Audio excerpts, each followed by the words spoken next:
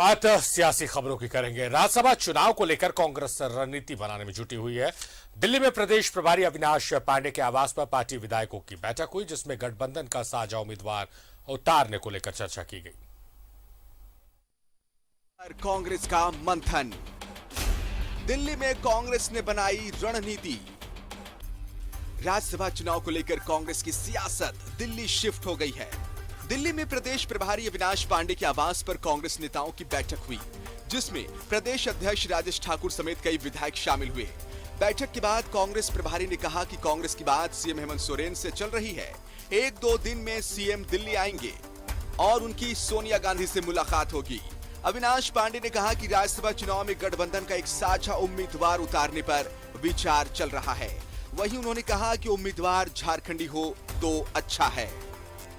राज्यसभा के चुनाव ये गठबंधन की जो हमारी संख्या बल है, उस बल के आधार पर एक प्रतिनिधि संसद में राज्यसभा में जा सकता है।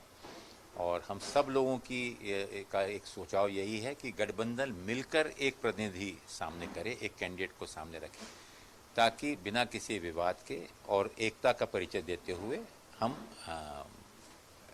झारखंड में इस गठबंधन को और ज्यादा विश्वसनीय और मजबूत बना सकें। बैठक में कांग्रेस विधायकों ने अपने अपने सुझाव दिए। फुरकान अंसारी की उम्मीदवारी के लिए इरफान अंसारी ने जोर लगाया है। उन्होंने अल्पसंख्यक को उम्मीदवार बनाने की मांग की।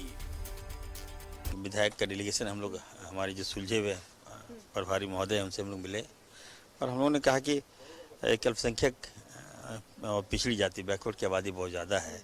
झारखंड मुक्ति मोर्चा उनको सम्मान भी दे रहा है, लेकिन कांग्रेस पार्टी में क्या है, कल हम लोग चुनाव में जाएंगे तो कैसे वोट मांगेंगे।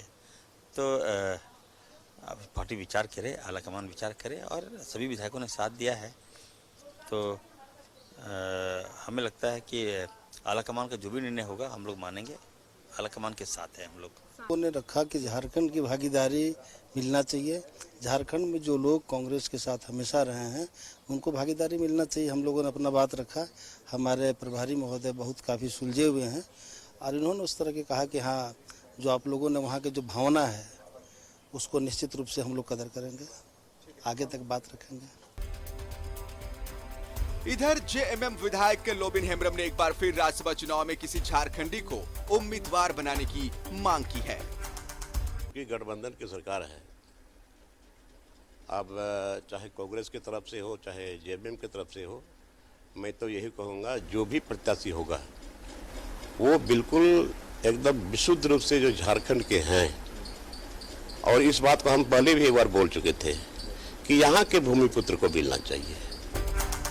10 जून को राज्यसभा की 2 सीटों पर चुनाव होना है। इसके लिए 31 मई तक नामांकन भरे जा सकेंगे, लेकिन अब तक उम्मीदवारों के नाम पर सस्पेंस बना हुआ है। न्यूज़ 11 भारत के लिए दिल्ली से अमर और फरहा के साथ रांची से राकेश कुमार की रिपोर्ट।